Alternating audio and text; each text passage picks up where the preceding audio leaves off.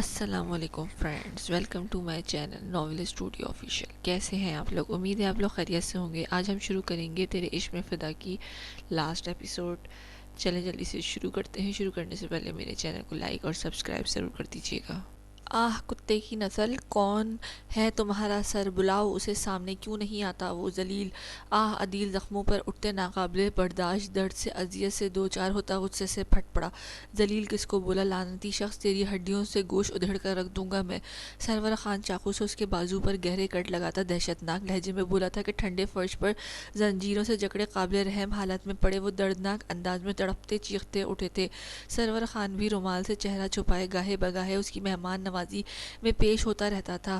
وہ ان کو مزید خوفزدہ کرنا چاہتا تھا، پر عین ممکن تھا کہ اس بار وہ دھرتی کا بوجھ ہلکا کر دیتے کہ سرور خان نے نحوست سے عدیل کو دیکھا اور پاس کھڑے آدمی کو ان کی مرہم پٹی کرنے کا اشارہ کرتا ٹارچر سیل سے باہر نکل گیا۔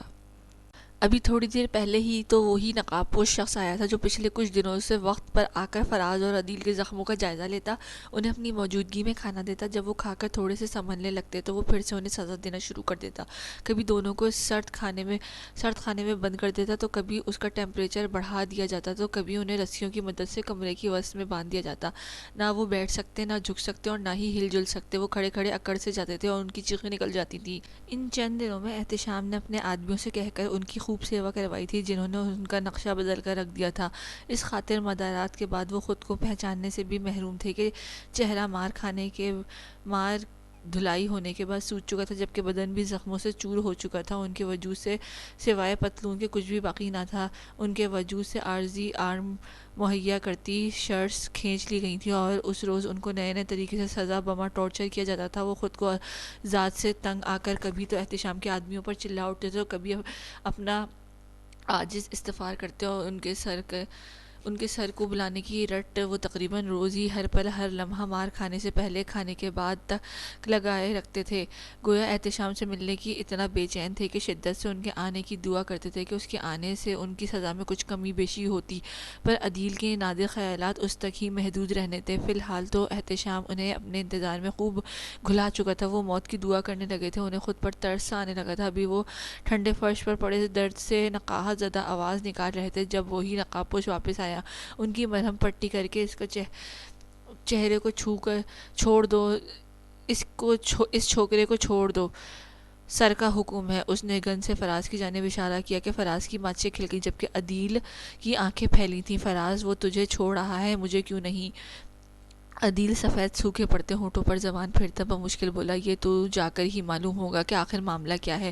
آپ فکر نہ کریں چچا، میں آپ کو چھڑوا لوں گا اس قید سے۔ فراز اس قید سے رہا ہونے پر حد سے زیادہ خوش تھا، جبکہ عدیل اسے دیکھتا رہ گیا تھا جو زنجیروں سے کھلتے ہی جلدی اپنا خود سے دور کرتا دیواروں کا سہارا لے کر اٹھ کھڑا ہوا اور ایک نظر عدیل کو دیکھ کر ہاتھ کے اشارے سے تسلی دیتا لڑکھڑاتے قدموں سے اس آدمی کی میت میں تہہ خانے کی سیڑھیاں چڑھنے لگا۔ عدیل اور فراز کو بہت زیادہ سزا مل چکی تھی اور آگے عدیل کو تب تک ملنی تھی جب تک وہ زندہ تھا، البتہ فراز کی سزا میں کمی کر دی گئی تھی۔ حالانکہ احتشام اسے چھوڑنے کا روادار نہیں تھا۔ جس خبیث نے اس کی بیوی پر غلیظ نظریں رکھی تھیں، پر پھر کچھ رشتوں کے پاس رکھنے کے لیے وہ اسے آخری موقع دینا چاہتا تھا۔ اسے چھوڑنے سے پہلے وہ اس کی خوب سیوا کروا چکا تھا، جو کہ فراز کو تا عمر یاد رہنی تھی۔ وہ چاہ کر بھی اس کی بیوی کو دیکھنے کی جرات نہ کرتا، جبکہ عدیل کی دردناک انجام سے بھی ابھی واقف کروانا تھا۔ جاؤ تم، سرور خان نے راہداریوں سے گزر کر بڑے سے ہال میں آتے اسے باہر کی جانب اشارہ کیا۔ تمہارا سر کون ہے؟ کیا نام ہے اس کا؟ فراز بجائے جانے کے سوالوں پر اتر آیا تھا کہ سرور خان نے کڑی نظروں سے دیکھا۔ اگر تم اتنے ہی بے چین ہو ہمارے سر سے ملاقات کے لیے تو رک جاؤ، کچھ دیر تک وہ آنے والے ہیں، مل لینا، مگر اس کے بعد کوئی گارنٹی نہیں کہ تم واپس جا سکو گے۔ وہ چبا کر بولا کہ فراز نے جھرجھری لی کہ کوئی پھر اس قید میں سڑنے کا وہ سوچ بھی نہیں سکتا تھا۔ نہیں، مجھے بس نام بتا دو۔ اس کے نام جاننے پر متفق ہوا، میں تمہاری ملاقات کرواؤں گا۔ نام سے شاید تمہیں یقین نہ آئے، پر اس کو روبرو دیکھ کر ان کی دہشت کا اندازہ خوب ہو جائے گا۔ سرور خان کی بات پر فراز نے تھوک نکلا، نہیں میں جانا چاہوں گا۔ فراز نے فوراً سے نفی کی۔ ہاں تو جاؤ، وہ رہا دروازہ، وہ غصے سے بولا۔ جبکہ فراز یہ فارم ہاؤس فراز کو یہ فارم ہاؤس دیکھا دیکھا سا لگ رہا تھا۔ سیکنڈ میں وہ پہچان گیا تھا کہ وہ بڑی حویلی والوں کا فارم ہاؤس تھا۔ اس کی آنکھیں حیرت کی زیادتی سے پھیل گئی تھی۔ لمحے کے ہزارویں حصے میں وہ ان تک بینش کے ذریعے پہنچا تھا۔ احتشام کو روبرو ہونے کا سوچ کر اس کے جسم پر لرزہ سا طاری ہو گیا تھا۔ فراز کا دل ڈر اور خوف سے پھڑپڑا اٹھا تھا۔ وہ گمان کر کے احتشام اس کے تمام تر حربوں سے واقف ہو چکا تھا۔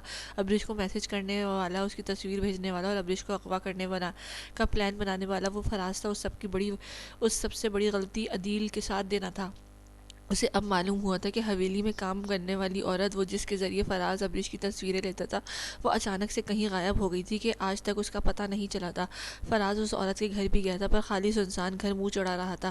ساری کڑیاں جوڑتے ہی فراز کی حالت خراب ہوئی تھی۔ وہ ایک نظر سرور خان کو دیکھتا بھاگنے کے انداز میں لڑکھڑاتے قدموں سے ننگے پاؤں باہر کی جانب بھاگا۔ وہ جلد از جلد اس قید سے نکل کر بڑی حویلی پہنچ کر احتشام سے معافی مانگنا چاہتا تھا، پر یہاں ہرگز نہیں رک سکتا تھا کہ گویا احتشام غصے میں آ کر اسے پھر سے ناکال کوٹری میں بند کر دے۔ اس کے ذہن میں مختلف سوچیں گردش کر رہی تھی۔ وہ اندرونی حصے میں سے نکل کر باہر ادھر ادھر دیکھ کر کھلے گیٹ کی جانب بھاگا۔ اس سے پہلے کہ وہ گیٹ پار کرتا، احتشام کا پالتو جرمن شیفرڈ میکس اس کی کوشش ناکام بناتا باہر سے فل اسپیڈ سے دوڑتا اس کی جانب آ رہا تھا کہ میکس کو دیکھ کر فراز کی آنکھیں پھیل گئیں۔ دل گویا حلق میں آن اٹکا تھا کہ یہ خطرناک کتا چیتے کی جسامت سے مشابہت رکھتا میکس تھوڑے عرصے سے پہلے ہی اسے دن میں تارے دکھا گیا تھا کہ بمشکل اس کی جان بچائی تھی، اور اب اس طرح خطرناک تیور سے دیکھ کر فراز کی ٹانگیں کانپنے لگی تھیں۔ میکس اسے دیکھ کر بھونکتا گولی کی اسپیڈ سے بڑھ رہا تھا کہ اسے تھوڑے فاصلے پر دیکھ کر فراز نے پیچھے سے جانب دوڑ لگائی، پر نظر سامنے خوبصورت عمارت کے مین دروازے پر پڑی جو بند تھا کہ فراز کے دانتوں پسینہ آ گیا۔ نہ اس کے پاس اتنا وقت تھا کہ وہ دروازے کو پیٹا، تب تک میکس اس کی بوٹی بوٹی نوچ لیتا۔ اسے اتنا ڈر احتشام کے آدمیوں کے مار سے نہیں لگتا تھا جتنا میکس سے لگ رہا تھا۔ اسے موت قریب آتی دکھائی دے رہی تھی۔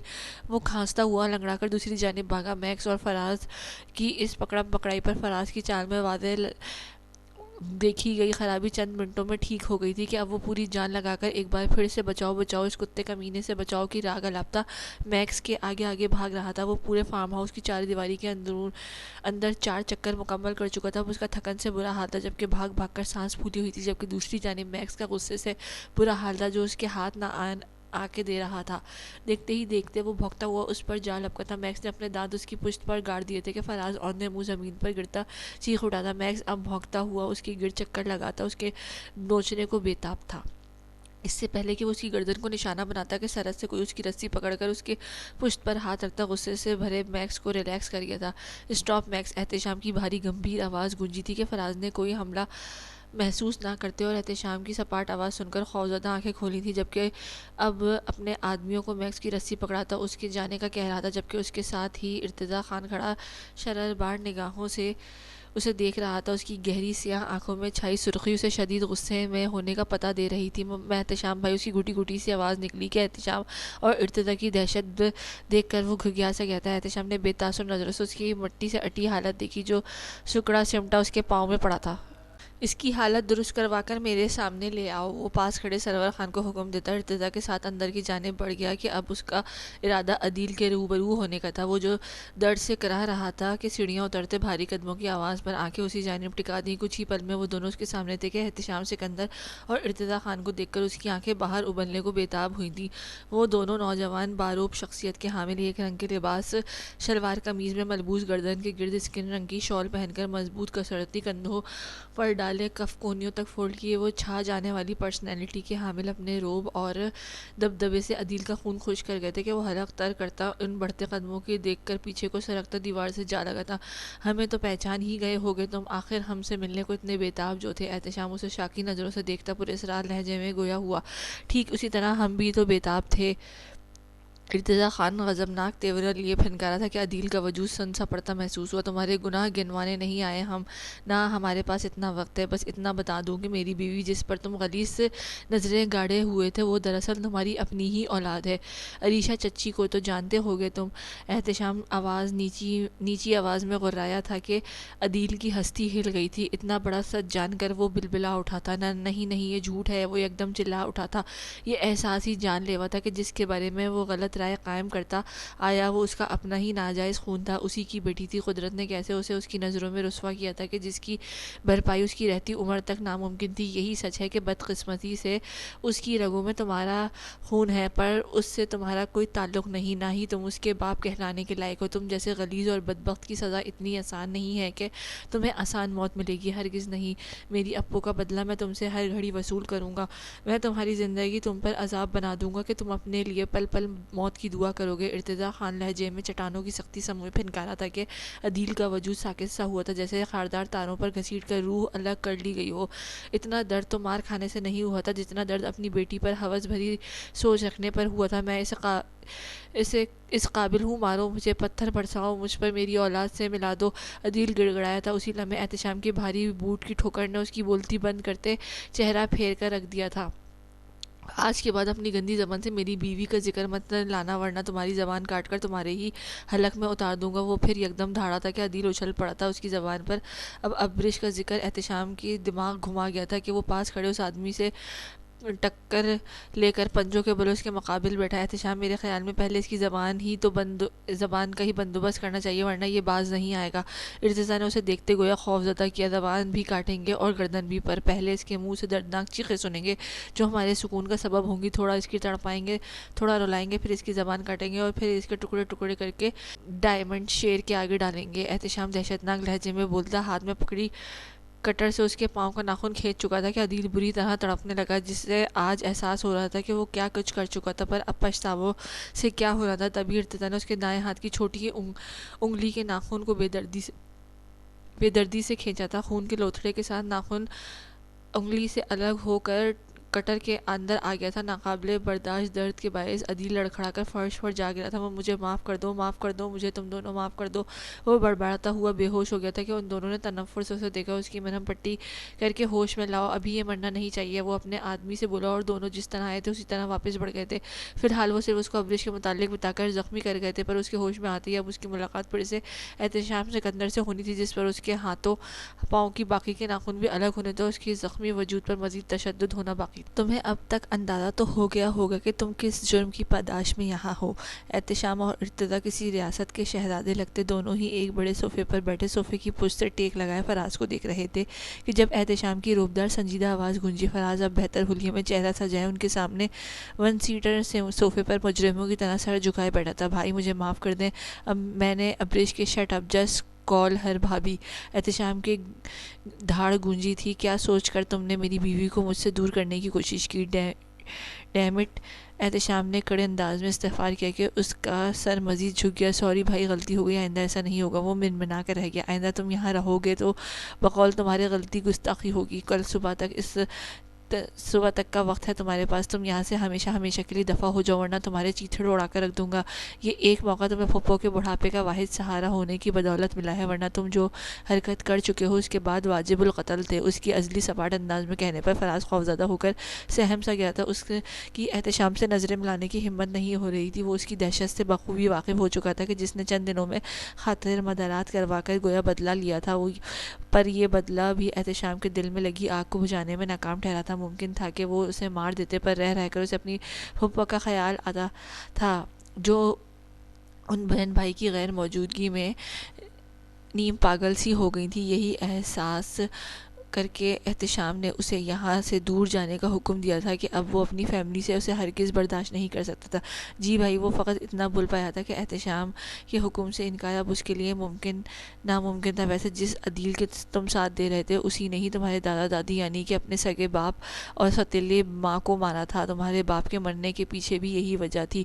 خیر، اب تم یہاں سے جا سکتے ہو، باہر ڈرائیور کھڑا ہے۔ احتشام نے اسے تھوڑا بہت حوالہ دے کر نکل جانے کا اشارہ کیا کہ فراز نے ایک دم سے سر اٹھا کر ان دونوں کو دیکھا جو سخت نگاہوں سے اسے دیکھ رہے تھے۔ چونکہ عدیل کے متعلق وہ زیادہ بتانے کے مطمئن نہ تھے، جبکہ وہ دو ٹوک انداز اپنایا کہ فراز جان بچ جانے پر وہ اور عدیل کے متعلق ان کی باتوں کو سوچتا اپنی جگہ سے اٹھا۔ اس کے ذہن میں سالوں پہلے ہوا واقعہ گردش کرنے لگا تھا، جس میں جس میں عبید اللہ شدید غصے میں ہاتھ میں گن لیے عدیل کو پکارتا ان کے گھر آیا تھا اور عدیل کو مارنا چاہتا تھا، پر عثمان نے اسے روکنے کی کوشش کی تھی اور اسی سہانے میں گولی عثمان خان کو لگ چکی تھی، جو کہ سراسر غیر ارادتاً لگی تھی، اور اسی وقت وہ بینش اور اس کی ماں ماہم گھر میں داخل ہوئے تھے کہ عبید اللہ کے ہاتھ میں گن دیکھ کر اسے قاتل ٹھہرا چکے تھے، جبکہ اصل کہانی ملازمین سے سننے کے بعد بھی وہ عدیل پر یقین رکھتے تھے کہ برین واشنگ ہی ایسی تھی کہ جس میں وہ فیروز خان کی فیملی کو دشمن مان بیٹھے تھے، پر انہوں نے کبھی ان میں کوئی فرق نہیں کیا تھا۔ وہ بن باپ کے یتیم بچے تھے، پر ماہم اور اس کے بچوں میں عبید اللہ اور اس کے بیٹوں کے لیے نفرت بڑھتی ہی جا رہی تھی، اور پھر وہ عدیل کے بہکاوے میں آ کر احتشام سکندر خان کی بیوی پر نظر رکھ کر بڑی غلطی کر چکا تھا، جس کا خمیازہ اسے بھگتنا پڑا تھا، اور وہ اپنی ماں اور بہن کو لے کر ہمیشہ کے لیے یہاں سے جانے کا فیصلہ کرتا گاڑی میں جا بیٹھا تھا۔ ارتضیٰ خان جیسے ہی گھر میں آیا تھا، سامنے ہی آفتاب خان، اس کی بیوی اور نور فیروز خان اور بی جان کے سامنے صوفوں پر براجمان تھے۔ آفتاب خان کو دیکھ کر ارتضیٰ کے ماتھے پر بل پڑے تھے اور سنجیدہ سا آفتاب خان کے سامنے والے صوفے پر براجمان ہوتا۔ بیٹا، آفتاب خان معافی کے لیے آیا ہے اور اپنے کیے پر پشیمان ہے۔ فیروز خان نے اس کی خطرناک حد تک سرخ پڑتی رنگت کو دیکھ کر مصلحت کے تحت بتانا مناسب سمجھا، جبکہ ارتضیٰ خان سن کر خاموش ہی رہا۔ بیٹا، میں نے آپ سے معافی مانگنے کے لیے آیا ہوں۔ جو کچھ میں نے کیا اور میرے والد نے کیا، بلا شبہ وہ معافی کے قابل نہیں۔ میرے والد اور عدیل کے گٹھ جوڑ میں بھی برابر کا شریک تھا اور ان کے پیچھے اسی رستے پر چلتا تھا۔ میں یہ نہیں کہوں گا کہ ان کا قصور ہے، قصوروار میں خود ہوں۔ میں بچہ نہیں تھا، اگر میرے والد غلط تھے میں انہیں سمجھا سکتا تھا، بتا سکتا تھا، پر میں تو خود ان کی ہمراہی میں شان سے چلتا گیا۔ بے شک میں نے بہت گناہ کیے ہیں، بہت غلط کیا ہے، پر اب میں اپنے گناہوں کا ازالہ کرنا چاہتا ہوں۔ ہم نے بہت غلط کیا آپ لوگوں کے ساتھ، پر اس کے بدلے آپ نے ہماری بیٹی کے سر پر ہاتھ رکھ کر ہماری ساری عمر کے لیے ہمیں اپنا مقروض کر دیا ہے۔ مجھے اپنے گناہوں کا ادراک ہو چکا ہے اور میں اس قابل تو نہیں ہوں کہ آپ سے نظریں ملا سکوں، پر پھر بھی ایک امید کے تحت میں آپ سے معافی مانگتا ہوں، مجھے معاف کر دیں۔ ارتضیٰ خان آفتاب خان باقاعدہ ہاتھ جوڑ کر عاجزی سے بولا تھا، اور اپنی بیوی اور بیٹی سے بھی معافی مانگ چکا تھا، اور نور عباس کے رشتے کو بھی دل سے تسلیم کر کے عباس کو اپنا داماد مان چکا تھا۔ مجھے شرمندہ مت کریں آفتاب خان، میری آپ سے کوئی دشمنی نہیں رہی، اگر کوئی تھی بھی تو نور کی بہن بولتے ہی کے بعد ختم ہو چکی تھی، لہٰذا آپ کو مجھ سے معافی مانگنے کی ضرورت نہیں ہے۔ وہ نور سنجیدگی نہایت متانت بھرے انداز میں بولا تھا کہ سب کے چہروں پر مسکراہٹ رنگ گئی تھی۔ نور اور عباس کے چہرے خوشی سے دمکنے لگے تھے۔ آفتاب خان اور اس کی بیوی کا بھی کچھ ایسا ہی حال تھا۔ میں اور میری بیوی کچھ عرصے کے لیے پاکستان سے جا رہے ہیں، آج سے آپ لوگ اس کا سسرال ہونے کے ساتھ میکہ بھی ہیں، اس کا بہت خیال رکھیے گا۔ آفتاب اور اس کی بیوی سب سے ملنے کے بعد چلے گئے تھے۔ یہاں سے انہیں سیدھا ایئرپورٹ جانا تھا۔ آفتاب خان بلڈ کینسر میں مبتلا ہو چکے تھے، جس سے اس کا کچھ دنوں پہلے ہی ٹیسٹ کروانے کے بعد علم ہوا تھا۔ یہ سن کر آفتاب خان نڈال سا ہو گیا تھا، اور اب اس کے علاج کے سلسلے کی خاطر وہ کچھ عرصے کے لیے پاکستان سے جا رہے تھے، جس میں اس کے ہمراہ اس کی بیوی بھی تھی۔ کتنی زیادتی اور دکھ تکلیف دینے کے باوجود وہ آج اس مقام پر بھی اس کے ساتھ تھی۔ آفتاب کو اپنے رویے پر شدت سے پچھتاوا ہوتا، جس کا وہ بار بار اپنی بیوی سے معافی مانگ کر چکا تھا۔ کھانا کھا کر تیار ہو جاؤ، تو میں تمہارے گھر چھوڑ دوں گا، شہیر الرحمن نے کھانا کھاتی بینی سے کہا۔ کیا؟ اس کے ہاتھ میں پکڑا نوالا میں منہ میں ڈالنے کی بجائے واپس پلیٹ میں رکھ دیا تھا، اور حیرت سے اسے دیکھنے لگی جو اپنی ضروری چیزیں سمیٹ رہا تھا۔ مگر تم نے تو کہا تھا کہ تعجب کی زیادتی کے باعث بینش کا جملہ ادھورا چھوڑا۔ ہاں، اور اب تمہیں تمہارے گھر جانے کے لیے بھی میں ہی کہہ رہا ہوں۔ وہ والیٹ پاکٹ میں رکھتا ایک نظر اسے دیکھ کر بولتا، فون اٹھا کر قمیص کی دوسری پاکٹ میں ڈالتا، دیوار کے ساتھ لگی چھوٹی سی الماری کی جانب بڑھا، جبکہ اس کے تصدیق کرنے پر وہ واقعی اسے گھر چھوڑ کے جا رہا ہے۔ یکدم سے بینش کا دل کھانے سے اجاڑ ہو گیا تھا، جبکہ چہرے کی رنگت متغیر ہوئی تھی۔ شہیر سے دور جانے کا خیال ہی اسے اندر سے کاٹ گیا تھا۔ وہ ان چند دنوں میں کس حد تک اس کی عادی ہو گئی تھی، اس کا اندازہ شہیر الرحمن کے چھوڑنے کی بات سے بخوبی ہو گیا تھا کہ لمحے میں فیصلہ کرتی شہیر سے دو ٹوک انداز میں بات کرنے کی ٹھان لی تھی۔ میں نہیں جاؤں گی، اسے دیکھتی بولی، جو الماری سے اس کی چادر نکال کر اس کی جانب آیا تھا، کہ بینش کے انکار پر چمپے سے دیکھنے لگا۔ چہرے پر واضح ناسمجھی کے تاثرات درائے تھے۔ جب وہ اٹھ کر چند قدموں کے فاصلے مٹا کر پاس آتی، اس کی آنکھوں میں دیکھ کر بولنے لگی، میں نہیں جاؤں گی شہری، مجھے تمہاری ساتھ رہنا ہے، میں اپنی تمام تر گستاخیوں کی معافی مانگتی ہوں۔ چہرے پر واضح ناسمجھی کے تاثرات دار تھے۔ جب وہ اٹھ کر چند قدموں کے فاصلہ مٹا کر پاس آتی، اس کی آنکھوں میں دیکھ کر بولنے لگی، میں نہیں جاؤں گی شہری، مجھے تمہارے ساتھ رہنا ہے، میں اپنی تمام تر گستاخیوں کی معافی مانگتی ہوں۔ میں احتشام ابرے سے سب سے معافی مانگ لوں گی، پلیز مجھے خود سے دور مت کرو، مجھے تم سے انسیت ہو گئی ہے، اچھے لگنے لگے ہو تو مجھے، میں اپنی تمام تر کوتاہیوں پر شرمندہ ہوں، مجھے احساس ہو گیا کہ میں غلط راستے پر نکل چکی تھی، میں بھٹک رہی تھی، جلن اور حسد کی آگ میں سلگ رہی تھی، اور اگر احتشام مجھے نہ بچاتا تو اب تک میں اپنی ہی لگائی آگ میں جل چکی تھی۔ اس نے میرے ساتھ تمہارا نکاح کروا کر مجھ پر بہت بڑا احسان کیا ہے. میں نے تمہارے ساتھ رہ کر خود کا احتساب کیا ہے. میں اس لائق نہیں تھی. جو کچھ احتشام نے میرے لیے کیا ہے تمہیں دیکھنے کے بعد میں سمجھ گئی تھی کہ احتشام کے کہنے پر ہی تم نے مجھ سے نکاح کیا ہے اور ابرش بھی اس کے پاس ہے اور بس میرے ذریعے فراز اور عدیل چاچو تک پہنچنا تھا. میں نے ابرش کے ساتھ اتنا برا کیا پر وہ میرے ساتھ مخلص رہا. اس نے ایک سچے اور بہترین دوست ہونے کا فرض نبھایا ہے. شہری تمہارے ساتھ رہ کر میں نے زندگی کو جانا ہے. میں سمجھ گئی ہوں کہ ہم زبردستی کسی کو اپنا نہیں بنا سکتے, نہ ہی زبردستی کسی کو خود سے محبت کروا سکتے ہیں, بلکہ یہ جذبہ تو بے اختیار رونما ہو جاتا ہے. کوئی بڑی اچانک دل کے اچھا لگتا لمحوں میں زندگی سے مرتب ہو جاتا ہے اور تم سے میری وابستگی جڑ چکی ہے اور وہ واحد شخص تم ہو جس کے ساتھ رہ کر مجھے محبت کی پرکھ ہوئی ہے کہ میں اس جذبے کو پہچان پائی ہوں. میں تم سے دور نہیں جانا چاہتی تھا, تمہارے ساتھ رہنا چاہتی ہوں, تمہارے ساتھ زندگی جینا چاہتی ہوں. مجھے جہاں جیسے جس حال میں رکھو گے میں تیار ہوں, بس مجھے خود سے دور مت کرو. میں تمہارے بغیر نہیں رہ سکوں گی. میں تم سے بہت محبت کرنے لگی ہوں. پلیز مجھے معاف کر دو. میری تمام غلطیوں کو بھلا کر ہمیشہ کے لیے اپنی قید میں رکھ لو. وہ اس کے ہاتھ پکڑ کر ملتجی انداز میں بولی تھی کہ یہ سب سن کر شہیر کا چہرہ خوشی کے مارے کھل اٹھا تھا. اسے بالکل بھی اندازہ نہیں تھا کہ بینیش بھی اس سے محبت کرے گی. بینیش سے نکاح ہوتے ہی اسے اپنی بیوی کے روپ میں تسلیم کر چکا تھا اور پھر آہستہ آہستہ وہ بھی اس سے محبت کرنے لگا تھا, جس کا اظہار وہ اسے یہاں لا کر اپنی قربت کی بارش میں بھگو کر نہایت خوبصورتی سے کر چکا تھا. پر بینیش کے سرد رویے اور گھر سے بھاگنے کی کوشش وہ بہت کچھ سوچنے پر مجبور ہو گیا تھا. کہ وہ سوچا تھا کہ اسے گھر چھوڑنے کے بعد اسے اپنے نام سے آزاد کر دے گا, پر اس پر کوئی زبردستی نہیں کرے گا. پر آج اس کے اقرار نے شہیر کو گویا نئی زندگی دی تھی کہ سرحد سے وہ اسے کھینچ کر سینے سے بھیج چکا تھا. مجھے بہت خوشی ہوئی رومی کہ تم اس جذبے کو, میری محبت کو پہچان گئی ہو. اور اس کو سر پر لب رکھتے محبت سے چور آواز میں بولا تھا, دونوں ہی سب ٹھیک ہو گیا تھا.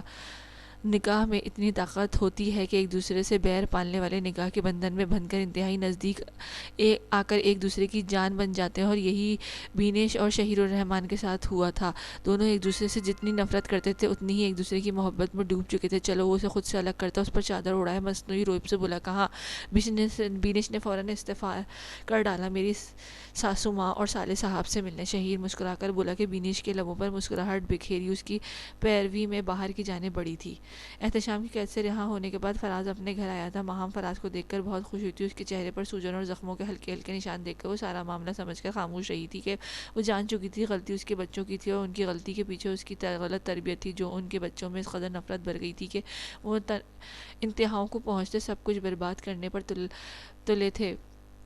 پر شکر ہے احتشام نے وقت رہتے ان کے ارادوں کو مٹی میں ملا کر انہیں گھیر رکھا تھا, اور اس دوران اس نے نہ صرف انہیں سزا دی تھی بلکہ انہیں اپنے گھناؤنے ارادوں پر نظر ثانی کر کے انہیں ندامت کی توقیت بخشی تھی.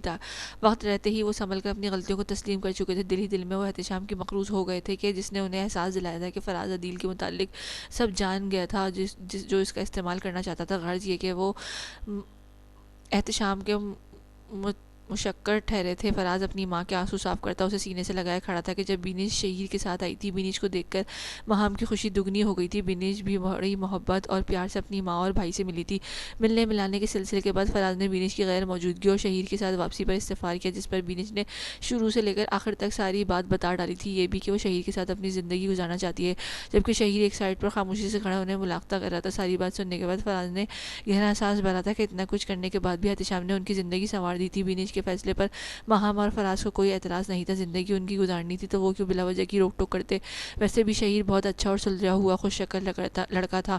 انہیں اس بات سے کوئی غرض نہیں تھا کہ وہ امیر تھا یا غریب, پر احتشام کا خاص ملازم تھا. انہیں یہ تھا کہ احتشام نے شہیر کو بینیش کے لیے چنا تھا تو وہ بہتر نہیں بلکہ بہترین ہوگا, اور ویسے بھی شہیر کی پختہ اور سنجیدہ نیچر سے وہ واقف تھے, اور انہیں احتشام کے بینیش کے لیے شہیر کے انتخاب بے حد پسند آیا تھا. وہ دونوں ماں بیٹے شہیر سے بہت اچھے طریقے سے ملے تھے اور اسے اپنی فیملی کا فرد مان چکے تھے. شہیر بھی ان کے ساتھ بہت عزت اور احترام سے پیش آیا, اور اس دن ماہام کے ساتھ بدتمیزی کی معافی مانگ چکا تھا, جس پر وہ کھلے دل سے اسے معاف کرتی فراز کی طرح اپنا بیٹا مان چکی تھی. سب کے چہروں پر مسرت تھی کہ آج برسوں بعد ان کے چہرے حقیقی خوشی سے دمک رہے تھے. رات کا کھانا سب نے ایک ساتھ کھایا تھا. اس دوران فراز نے اپنے جانے کا بتایا تھا. فراز کا ارادے کا بینیش بھی ساتھ لے کر جانا تھا, پر وہ شہیر الرحمن کے ساتھ اپنا گھر بسانا چاہتی تھی, تو فراز کو اپنے ساتھ ماہام کو لے جانے کے فیصلے سے آگاہ کیا تھا, جس پر انہیں بھی کوئی اعتراض نہیں تھا. فراز نے شہیر سے اپنی بہن کا خیال رکھنے کی تائید کرتے ساتھ شکریہ بھی ادا کیا تھا کہ شہینوں نے پریشان نہ ہونے کی ہدایت کرتے بینش کا دل و جان سے خیال رکھنے کی حامی بھری تھی۔ صبح فراز اور مہام کی فلائٹ تھی کہ فراز اپنی ماں کو ساتھ لے کر جاتے سارے انتظامات کر چکا تھا۔ شہیر بینش کو رات ہی یہیں رکنے کا کہہ کر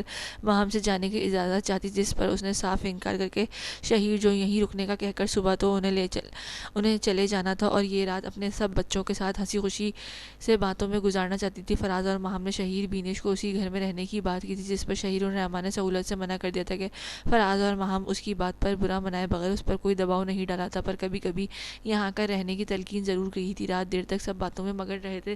اس دوران بینش نے مہام اور فراز کی ساری پیکنگ مکمل کر لی تھی۔ صبح ہوتے ہی وہ سب پہلے بڑی اور پھر چھوٹی حویلی گئے تھے۔ چھوٹی حویلی والے ان کو دیکھ کر حیران رہ گئے تھے۔ انہوں نے سب سے معافی مانگ لی تھی، جس پر دونوں حویلی کے مکینوں نے بغیر کسی دقت کے انہیں معاف کر دیا تھا۔ فراز اور بینش نے الگ سے ابرش سے معافی مانگی تھی۔ ابریش نے پچھلی ساری باتیں بھلا کے دل سے ان کو معاف کیا تھا اور شہیر اور بینش کے لیے دل سے خوش تھے۔ سب کچھ ٹھیک ہو جانے کے بعد اب وہ سہل ہو کر ایئرپورٹ جانے کے لیے تیار تھے، سوائے احتشام اور ارتضیٰ کے۔ باقی سب نے ان کو روکنے کی کوشش کی تھی کہ ولیمے تک تو ٹھہر جائے، پر فراز نے ضروری کام کا کہہ کر صاف منع کر دیا تھا، جس پر وہ زیادہ اصرار کا ارادہ ترک کر گئے تھے۔ شہیر بینش کے ساتھ خانم بھی، زارون، نرگس اور شاہنواز بھی ایئرپورٹ تک انہیں چھوڑنے گئے تھے۔ ماہام اور فراز سب سے مل کر شہیر اور بینش کا خیال رکھنے کا کہہ کر اندر چلے گئے تھے۔ ان کے جاتے ہی وہ سب بھی واپسی کے لیے نکلے تھے۔ بینش اور شہیر اپنے گھر کی جانے پڑے تھے۔ شہیر عباس اور سرور خان کا گھر ایک ہی تھا، جہاں پہلے ہی عباس اور سرور کی بیویاں موجود تھی۔ آج شہیر کی بیوی بھی آ رہی تھی۔ سرور اور عباس کو اطلاع ملتے ہی وہ شہیر کا کمرہ سجا چکے تھے اور نور اور رابعہ مل کر کھانے کا انتظام کر رہی تھی۔ ان دونوں میں نور اور رابعہ کی بہت اچھی دوستی ہو گئی تھی۔ وہ خوش تھے کہ اب ان کی ایک اور دوست بھی آنے والی تھی۔ اگلے دن ہائی پیمانے پر ولیمے کی تقریب منعقد ہوئی تھی۔ تمام انتظامات خان فیملی کے شایان شان انجام پائے تھے۔ ولیمے کی تقریب میں شہر کی جانی مانی ہستیاں بھی شامل تھیں اور علاقے کا ہر چھوٹا بڑا فرد بھی مدعو تھا۔ وہیں کچھ احتشام کے بزنس فرینڈز بھی انوائٹڈ تھے، جو شاہنواز کو بھی جانتے تھے کہ آج اتنے سالوں کے بعد اسے دیکھ کر حیرت میں ڈوب چکے تھے، جبکہ شاہنواز کے دوستوں کی خوشی کا کوئی ٹھکانہ نہ تھا۔ ہر طرف خوشیوں کا سیلاب امڑ آیا تھا، ہر زیرو کے چہرے پر مسکراہٹ تھی۔ عباس، سرور اور شہیر نے تمام انتظامات سنبھالے ہوئے تھے۔ نور، رابعہ اور بینش کی بڑی اچھی دوستی ہو گئی تھی اور تینوں باقی سب کے پاس اسٹیج پر جمع تھی۔ سب کی موجودگی میں خانہ بی نے عاطف ملک سے ایمی کا ہاتھ زارون کے لیے مانگا تھا، جس پر عاطف ملک نے ہاں کر دی تھی اور خانم بی نے اسی وقت ایمی اور زارون کی انگیجمنٹ کا فیصلہ کیا تھا، جس پر کسی کو کوئی اعتراض نہ تھا۔ اور یوں ولیمے کی تقریب میں ایمی اور زارون کی منگنی ہو گئی تھی۔ زارون کی معنی خیز نظریں ایمی پر ٹکی اسے پزل کرنے کا کام سر انجام دے رہی تھی۔ کبھی وہ اس سے نظریں چراتی تو کبھی اس سے ہٹ دھرمی پر آنکھیں دکھاتی، پر زارون اس معاملے میں ڈھیٹوں کا سردار ثابت ہو رہا تھا۔ ایمی نے اس کے پہلو میں اٹھنا چاہا تھا کہ اس کی کوشش ناکام بناتا۔ سامنے پڑی ٹیبل کا فائدہ اٹھا کے بڑے استحقاق بھری انداز میں اس کی ٹانگ کی پنڈلی کے گرد اپنے پاؤں کو لپیٹ کر ایمی کو اپنے ساتھ لاک کر گیا تھا اور وہ دانت پیس کر رہ گئی تھی۔ سب کی موجودگی میں اسے کچھ کہنے سے بھی قاصر تھی، جبکہ وہ آج ہٹ دھرم ہونے کے ریکارڈ توڑنے پر سرگرم تھا کہ اس کے کمر کے گرد بھی بازو لپیٹ کر ایمی کو خود کے ساتھ یوں جوڑ گیا تھا کہ دیکھنے والوں کو یہی لگ رہا تھا کہ ایمی خود اس کے ساتھ جڑ کر بیٹھی ہے۔ پر اس کہانی سے سب ناواقف تھے۔ چھوڑو مجھے وہ غرائی، سوال ہی پیدا نہیں ہوتا۔ زارون اثر لیے بنا بولا تو کر لو پیدا۔ ایمی نے دانت پیسے، ہم مل کر خوب پیدا کریں گے شادی کے بعد۔ زارون لوفرانہ انداز میں گویا ہوا کہ ایمی سٹ پٹا سی گئی۔ اوچھے، وہ ہڑبڑا کر رہ گئی۔ تمہارا ہی ہوں۔ زارون دل پر ہاتھ رکھتا بولا۔ اس کی باتوں اور غصے سے مستفید ہو رہا تھا۔ شکل سے کتنے شریف لگتے ہو اور کرتوت دیکھو اپنے۔ ویسے کرتوت تو تم ہماری شادی کی رات دیکھو گی، باقی بندہ میں بڑا شریف سا ہوں اور تمہارے معاملے میں شرافت بھاگ جاتی ہے۔ سب کی موجودگی میں وہ سرگشانہ بولا کہ اس کی بڑبڑاہٹ پاس بیٹھی ایمی تک ہی محدود تھی، جسے سن کر وہ جل بھن اٹھی تھی۔ زیادہ خوش نہ ہو، میں تم سے شادی کوئی پسند کی نہیں کر رہی، بلکہ بابا کے کہنے پر کر رہی ہوں، کیونکہ مجھے ان سے دلی لگاؤ ہے۔ چلو کوئی وجہ تو بنی، میری کوئی بھی ہو، میری تو بن رہی ہو نا۔ باقی تمہارے اندر کے زہریلے پن کو ختم کر کے پیار سے کھانا میرا کام ہے۔ تم نے بس میرا ساتھ دینا ہے۔ وہ معنی خیزی سے بولا کہ ایمی شرم اور غصے کے باعث کان کی لو تک سرخ پڑ گئی تھی۔ اف، ابھی سے بلش، تم مجھے اکسا رہی ہو۔ وہ اس کے سرخ چہرے کو دیکھتا اس کی کمر پر انگلیوں کا دباؤ بڑھاتا سرگوشی میں بولا۔ زارون اس کی بے بسی کا خوب فائدہ اٹھاتا ایمی کو زیچ کرتا تپا گیا تھا۔ لمبو، ہاتھ ہٹاؤ اپنا۔ وہ دبی آواز میں چیخی، بالکل نہیں، مجھے ذرا محسوس کرنے دو کہ تم زہریلی ٹڈی اس وقت میری قید میں ہو۔ وہ انکار کر گیا۔ ہاتھ ہٹاؤ ورنہ میں چیخ پڑوں گی۔ ایمی نے دھمکی دی۔ تم شادی ہو لینے دو، پھر بتاؤں گا تمہیں۔ وہ جس انداز میں بولا تھا کہ ایمی نے حلق تر کرتے اس سے فیصلہ قائم کیا اور توجہ باقی جوڑوں کی طرف مبذول کرائی۔ تاثر یہ دیا کہ گویا اسے زارون سے بات کرنے میں کوئی دلچسپی نہ ہو۔ ویسے بھی آج ابریش، رباب، سجل اور مانور آسمان سے اتری کوئی پریاں لگ رہی تھیں۔ ابریش اور احتشام کا ولیمہ چونکہ نہیں ہوا تھا تو ان سب کا ساتھ منعقد کیا تھا، جبکہ احتشام، ارتضیٰ، احمد اور ساحر اسٹیج سے اتر کر میل پورشن کی جانب بڑھ گئے تھے، جبکہ ارحم اور زارون فیمیل میں ہی موجود تھے۔ ارحم کی پیاسی نگاہیں بھٹک بھٹک کر رمشا پر جا رہی تھی، جو اس سے اس دن کے بعد سے سخت ناراض تھی، اور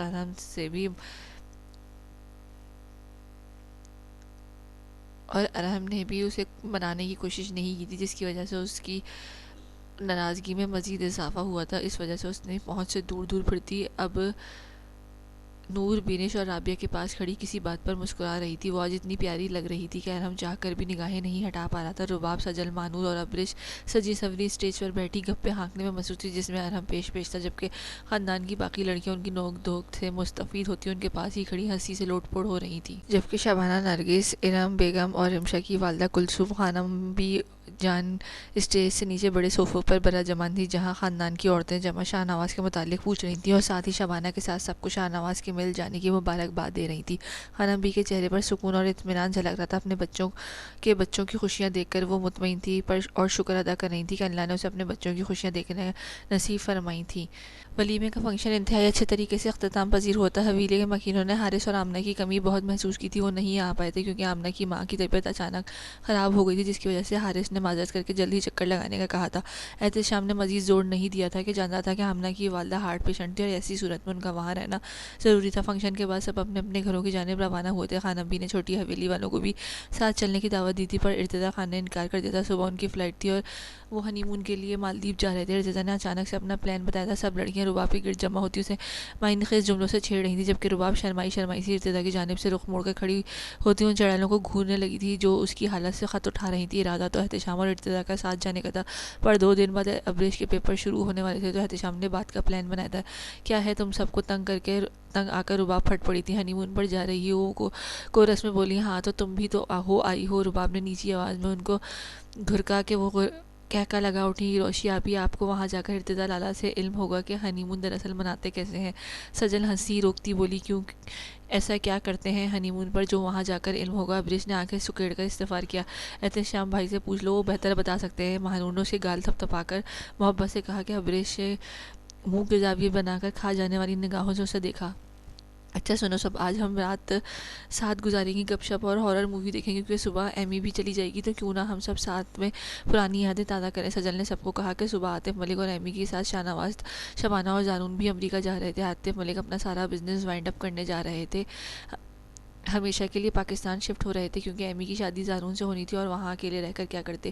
اس لیے شاہ نواز کے زور دینے پر کہ وہ اسے وہاں ہرگز اکیلا نہیں رہنے دیں گے، اس لیے عاطف ملک بھی مان گیا تھا کہ اس لیے وہ اپنا بزنس کراچی میں شفٹ کرنے کا ارادہ کر چکے تھے، اور اس کی ہیلپ کے لیے زار اور زارون جا رہے تھے۔ زار اب چونکہ اپنی شان سے 1 منٹ بھی دور رہنے کا تصور نہیں کر سکتا تھا، اس لیے شبانہ کو بھی اپنے ہمراہ لے جا رہا تھا، جبکہ ایمی کو اپنی یونیورسٹی سے امیگریشن کروانی تھی، جس سے کچھ ٹائم لگنا تھا، اس لیے وہ لوگ کل ہی روانہ ہو رہے تھے۔ یہاں سے کراچی ایئرپورٹ تک ارتضیٰ، رباب، شاہ نواز، شبانہ، ایمی، زارون اور عاطف ملک نے ایئرپورٹ تک ساتھ جانا تھا۔ مانور کی بات پر سب کی آنکھیں چمکی کہ آج رات وہ اپنے شوہروں کو خوب تڑپانے والی تھیں۔ رمشا کو بھی انہوں نے روک لیا تھا۔ آج سب لڑکیوں نے ابریش کے پرانے کمرے میں دھاوا بولنا تھا، جس کا لڑکوں کو کانوں کان خبر تک نہ ہونے دی تھی، ورنہ وہ ان کے پلان کو منٹوں میں چکنا چور کر کے ابھی سے ان کی اپنی دسترس میں لے چکے ہوتے۔ میں خان سے اجازت لے لوں، رباب کہتی جلدی سے ارتضیٰ خان کی جانب بڑھی، جو سائڈ پر کھڑا کوئی فون کال سن رہا تھا۔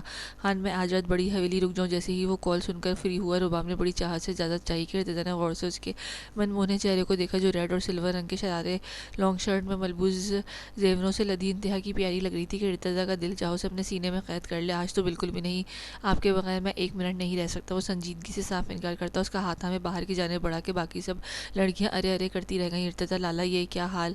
تو ہم ارتضیٰ لالا کا یہ حال ہے تو ہمارے شوہر کہاں اجازت دیں گے؟ سجل پریشانی سے گویا ہم ان کو تھوڑی دیر میں آنے کا کہہ کر میرے کمرے میں بند ہو جائیں گی، اور پھر فون کس لیے ہے؟ اپنے شوہروں کو پیغامات بھیج دیں گی کہ ہمارا بالکل انتظار انتظار نہ کریں۔ ابریش نے آنکھوں میں چمک لی، ان کو بتا کر شرافت سے فون کی جانب اشارہ کیا۔ آج اسے احتشام کو تڑپانے کا موقع ملا تھا، کیسے ہاتھ سے جانے دیتی، آخر کو بیتے دنوں کا بدلہ بھی تو لینا تھا۔ اس کی بات پر سجل مانور خوشی سے چہک اٹھی اور چٹاچٹ ابریش کے گال چوم ڈالے، جبکہ رابعہ، نور اور بیریش بھی دل کھول کر مسکرا دی تھیں، اور امی رمشا کو تو ابھی کوئی فکر نہ تھی کہ فی الحال وہ آزاد تھیں۔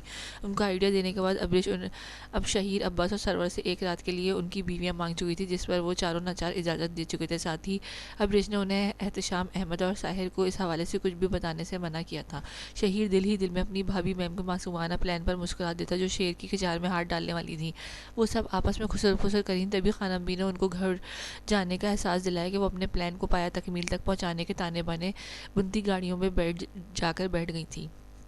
رباب منہ پھلائے آئینے کے سامنے کھڑی اپنے زیور اتار کر پٹکنے کے انداز میں ڈریسنگ ٹیبل پر رکھ رہی تھی، بھاری دوپٹہ اتار کر فلور کشن پر رکھا جو آدھا زمین کو چھو رہا تھا، جبکہ وہ جوڑے میں قید اپنے بال کھلتی نیکلس اور ایئر رنگز اتار چکی تھی اور اب اپنی مخروطی انگلیوں سے رنگ نکال کر پٹک رہی تھی۔ جبھی دروازہ کھلے، شاہانہ شخصیت کا مالک ارتضیٰ خان واسکٹ اتار کر بازو اوپر ڈالے، لبوں پر زیر لب مسکراہٹ ہٹ سجائے کمرے میں آیا۔ اسے متوجہ نہ دیکھ کر نشیلی آنکھوں میں شرارت کی رمق لیے کوٹ صوفے پر اچھالتا، استحقاق بھری نگاہیں اس کی شعلہ بکھیرتی، کنچن کایا سراپے پر گاڑے مضبوط چال چلتا ہے۔ اس کے پیچھے آن کھڑا ہوا تھا، جو اپنے کام میں مگن تھی کہ جانی پہچانی کلون کی خوشبو نتنوں سے ٹکرائی تھی۔ ساتھ ہی اپنے پیچھے ارتضیٰ کی موجودگی محسوس کر کے اس نے دھڑکتے دل سے سر اٹھا کر آئینے میں دیکھا، جو بوسکی کے سوٹ میں ملبوس، بال جیل سے سیٹ کیے، ہلکی ہلکی بریڈ اور نفاست سے ترچھی ہوئی مونچھوں میں انتہا کا پیارا لگ رہا تھا۔ ابھی تو میں نے آپ کو ٹھیک سے دیکھا بھی نہیں ہے اور آپ ہیں کہ مجھ پر ظلم کرنے جا رہی ہیں۔ وہ اس کو بہت قریب آ کر اسے پشت سے اپنی باہوں میں گھیرے لیے تھوڑی اس کی شانے پر ٹکائے، اس کی چوڑیاں اتارتے اس کے ہاتھوں کو نرمی سے اپنے ہاتھوں میں لیے دھیمی آنچ دیتے لہجے میں سرگوشی کی تھی کہ اس کی اپنی گردن، اس کی سلگتی سانسوں کی تپش محسوس کرتے رباب کی سانسیں اتھل پتھل ہونے لگی تھیں۔ مجھے سونا ہے، وہ اس کے بھاری ہاتھوں میں قید اپنے ہاتھوں میں نگاہیں جمائے خفا خفا سے لہجے میں گویا ہوئی، جبکہ ارتضیٰ کی نظریں آئینے میں نظر آتے دونوں کے عکس پر ہی جمی تھی کہ رباب کی ناراضگی ظاہر کرنے پر ارتضیٰ نے نثار ہونے والی نگاہوں سے اس کی خفگی بھرے چہرے کو دیکھا۔ منا بھی لوں گا، گلے بھی لگاؤں گا، اور ابھی تو دیکھ رہا ہوں اسے خفا کر کے۔ آپ کو لگتا ہے آج میں آپ کو سونے دوں گا؟ آپ کا یہ روپ دیکھ کر میرے جذبات میں آگ سی بڑھ گئی ہے، دل کر رہا ہے آپ کو خود پہ کہیں چھپا لوں اور آپ کی تعریف میں دنیا جہاں ایک کر دوں۔ وہ نرمی سے اس کا رخ موڑ کر اپنے روبرو کرتا، اس کے ماتھے پر سجی ہلکی سی ٹیڑھی ہوئی بندیا کو ٹھیک کرتا، اور شدت محبت سے بھوجل لہجے میں بولا کہ رباب نے گھبرا کر اسے دیکھا، پر ارتضیٰ کی آنکھوں میں اتری خماری کی سرخی اور چھلکتی تقاضوں پر وہ منتشر دھڑکنوں کو سنبھالتی ہڑبڑا کر فوراً سے نگاہیں جھکا گئی۔ رباب کے سجے سنورے روپ پر تضاد ناراضگی بھرا جلتی پر تیل کا کام کر گیا تھا۔ جذبات میں اٹھتے طغیانی پر وہ ضبط کھو کر جھٹکے سے اسے باہوں میں بھر کر بیڈ کی سمت بڑھا، جبکہ اس اچانک ہوئی افتاد پر رباب بہت چکر رہ گئی تھی۔ خان چھوڑے، وہ اس کے بیڈ سے 2 قدم کی دوری پر دیکھ کر وہ حواسوں میں لوٹتی احتجاجاً بولی۔ اس کے ان الفاظ پر ارتضیٰ نے جن نظروں سے دیکھا تھا کہ وہ سہم گئی کہ آپ کا ناراض ہونا میں افورڈ نہیں کر سکتا، آپ جانتی ہیں نا۔ وہ اسے کسی نازک آبگینے کی طرح احتیاط سے بیڈ پر لٹا کر کسی گہری گھٹا کی مانند اس پر جھکا، محبت سے چور آواز میں بولتا گویا یقین دلا رہا تھا، تو پھر آپ کو مجھے روکنے کیوں نہیں رہی؟ رباب نے دلکش بڑی بڑی آنکھوں سے اسے دیکھتے احساس دلایا، تو گویا آپ ناراض ہیں۔ ارتضیٰ نے مسکراہٹ دبا کر استغفار کیا، جبکہ رباب نے اس کے سینے پر رکھے اپنے ہاتھوں کو دیکھتے زور و شور سے سر ہلایا۔ میری جان، اگر آپ کو وہاں چھوڑ آتا تو میں کہاں جاتا؟ وہ انگوٹھے سے اس کی شہرک سلادہ خمار آلود آواز میں بولا تھا کہ ایک رات کی بات تھی، ویسے بھی تو ہم ہنی مون پر جا رہے ہیں نا۔ روانگی میں بولتی ہوئی احساس ہونے پر رباب نے زبان کو بریک لگائی، جبکہ ارتضیٰ کی معنی خیز نظریں اس پر ہی جمی تھی۔ وہاں تو میں آپ کو ایک سیکنڈ کے لیے بھی دور نہیں ہونے دوں گا، بے فکر رہیں کہ ادھر آپ میری پناہوں سے نکل نہیں پائیں گی۔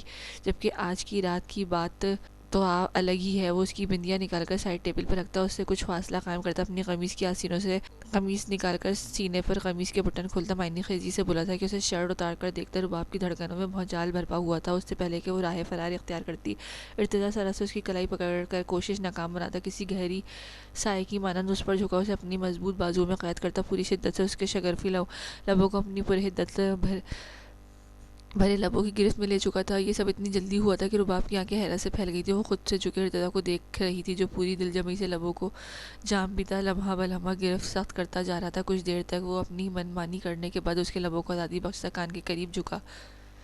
میری ابتدا، میری انتہا، میرے نام سے تیری ذات تک، میری زندگی، میرے دو جہاں، میری تیری سانس سے میری سانس تک، وہ اس کے کان میں متبسم لہجے میں سرگوشی کرتا رباب کی بکھری سانسوں کو مزید بکھیر گیا تھا کہ وہ حیا سے بوجھل پلکیں جھکا کر اس کی محبت کی بارش میں بھیگتی اس کے سینے میں چھپنے لگی تھی۔ سوائے رباب کے سب اپنے شوہروں سے چھپتی چھپاتی ابریش کے پرانے کمرے میں آ گئی تھی۔ سجل، ماہنور اور ابریش ابھی تک اپنے ولیمے کے ڈریس میں تھی کہ اپنے کمروں میں چینج کرنے کا رسک نہیں لے سکتی تھیں، مبادہ ان کے شوہر پھر سے نکلنے ہی نہ دیتے۔ رمشا اور احمی تو چینج کر چکی تھی، پر بینش، رابعہ اور نور بھی فنکشن والے ڈریس زیبتن کیے ہوئی تھیں۔ ابریش کے کہنے پر وہ ان کے ڈریس پہن لینے پر ان تینوں نے منع کر دیا تھا، جبکہ ابریش، سجل اور ماہنور کا ارادہ تھوڑی دیر میں چینج کرنے کا تھا، پر پہلے اپنے شوہروں کو بھڑکانا چاہتی تھیں، جب بھی وہ اپنے اپنے فون پر اپنے شوہروں کو پیغام بھیج چکی تھیں، اور اب وہ جڑ کر بیٹھی کوئی ہارر مووی سلیکٹ کر رہی تھی، جبھی ایمی اور رمشا کچن میں کھانے پینے کا سامان لینے چلی گئی تھیں۔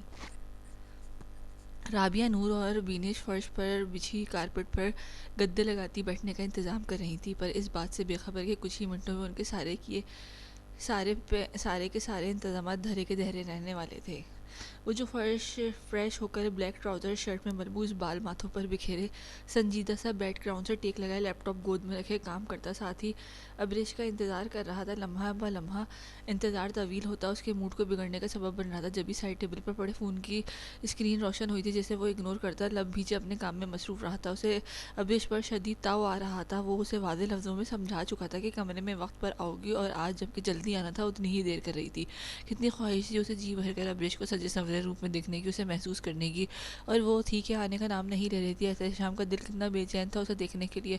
وہ اضطرابی کیفیت میں اپنے بالوں میں ہاتھ پھیرتا خود کو پرسکون کرنے کی ناکام کوشش کرنے لگا کہ جبھی ایک بار پھر سے فون کی اسکرین روش ہوئی تھی۔ بالآخر وہ مسلسل روشن ہوتی اسکرین کی جانب متوجہ ہوتا ہاتھ بڑھا کر موبائل اٹھا چکا تھا۔ سامنے ہی ہارس کالنگ لکھا واضح طور پر جگمگا رہا تھا۔ خیریت؟ احتشام نے موبائل کان سے لگائے بگڑے موڈ میں ایک لفظی استفسار کیا، گویا مقابل کے لگ کرنے کی وجہ دریافت کی۔ مبارک ہو۔ سامنے سے ہارس سا جو اس کے اس طرح سلام کے بعد جان بوجھ کر دعا سلام کے بعد بوجھ سے آزاد اسی کے انداز میں مبارک پھینک چکا تھا۔ کس خوشی کی!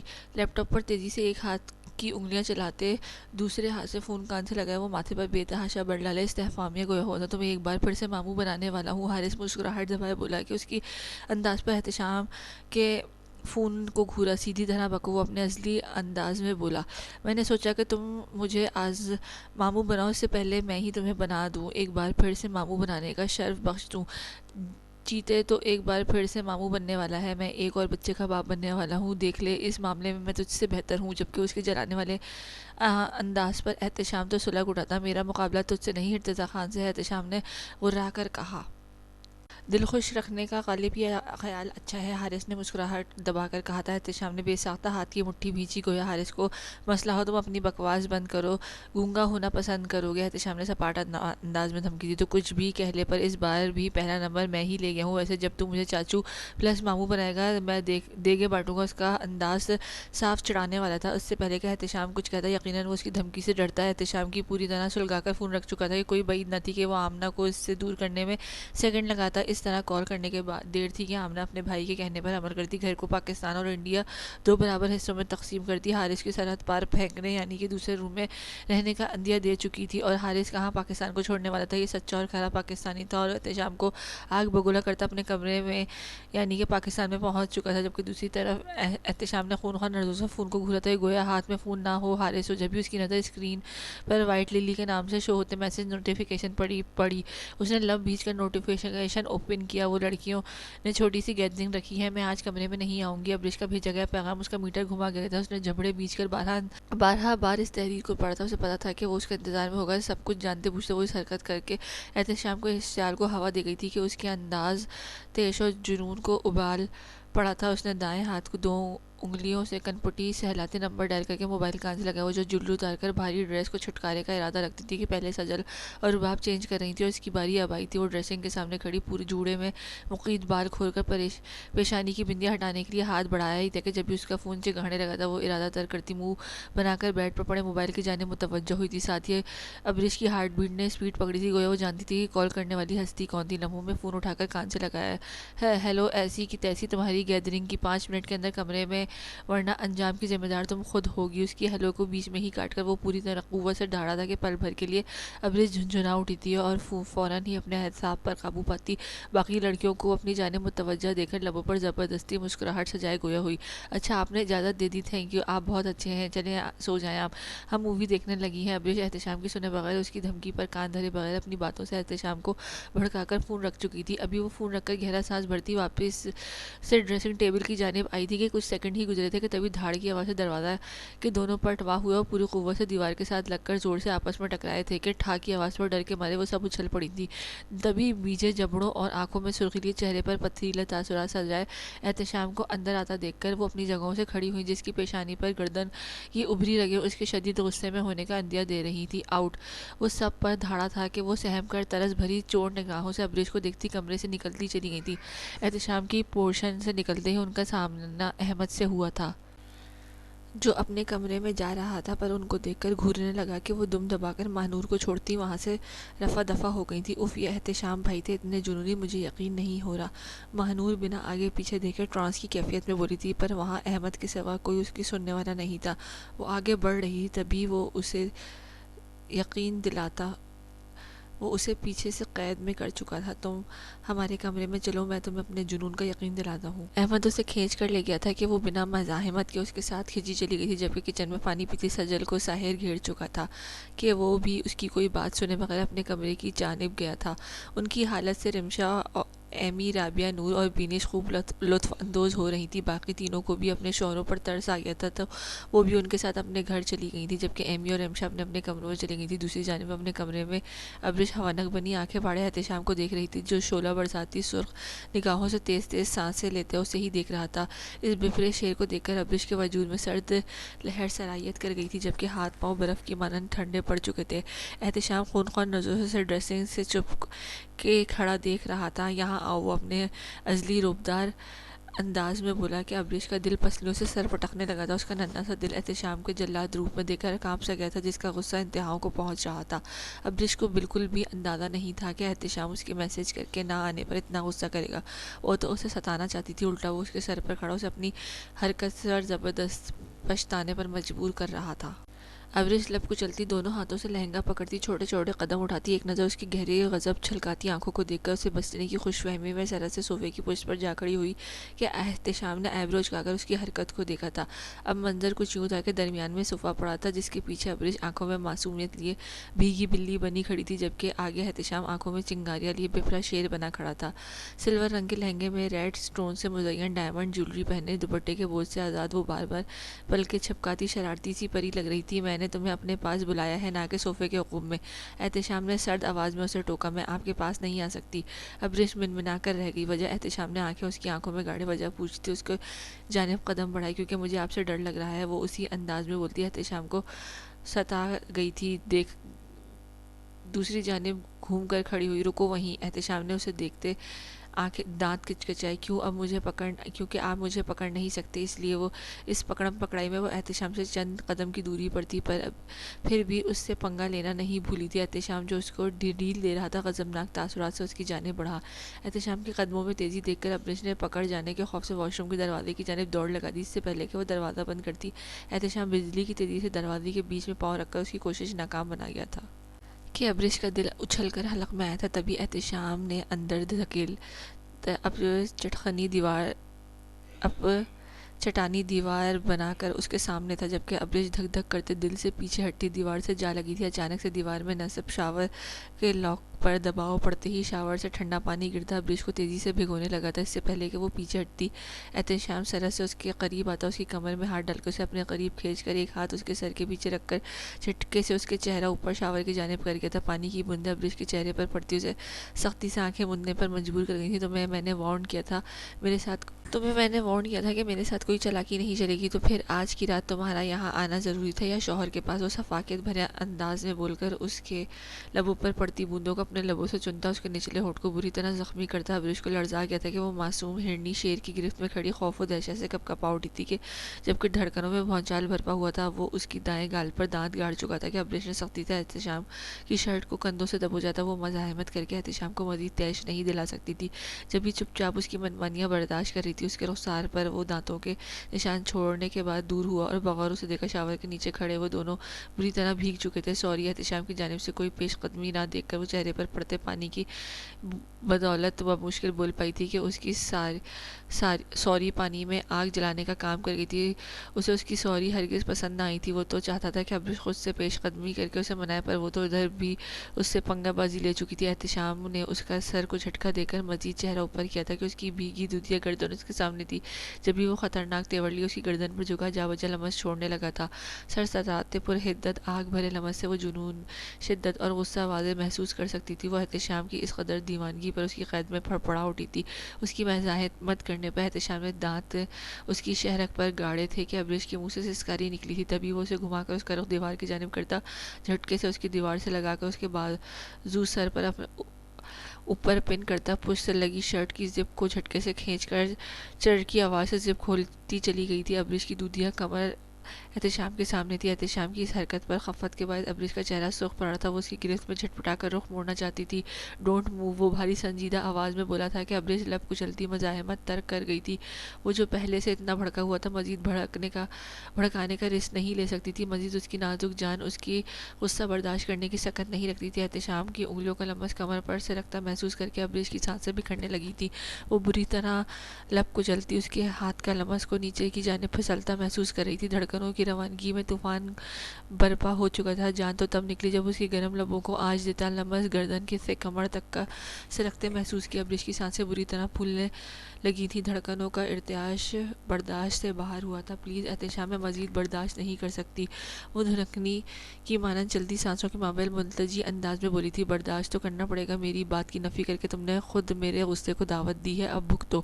وہ سرگوشی نما اس کے کان میں پھنکارتا کندھے سے اس کی شرٹ نیچے سرکا کر وہاں اپنے لب رکھ چکا تھا. ابریش نے زور سے آنکھیں میچی. آج اس کے لمس میں انوکھی تپش تھی کہ ایک ناقابل برداشت شدت تھی جس سے ابریش خود کو جھلستا محسوس کر رہی تھی. آگے سے نہیں کروں گی، وہ اس کو یقین دہانی کراتا گویا ہوا تھا، پر آج کے لیے میں معاف نہیں کروں گا. وہ اس کے شولڈر پر دانت گاڑتے بولا. مسلسل پانی میں بھیگنے سے ابریش پر کپ کپی طاری ہو گئی تھی جسے محسوس کرتے احتشام نے جھٹکے سے اس کا رخ اپنی جانب کرتے اسے شدت سے سینے میں بھینچ کر اس کی گردن میں چہرہ چھپا گیا تھا.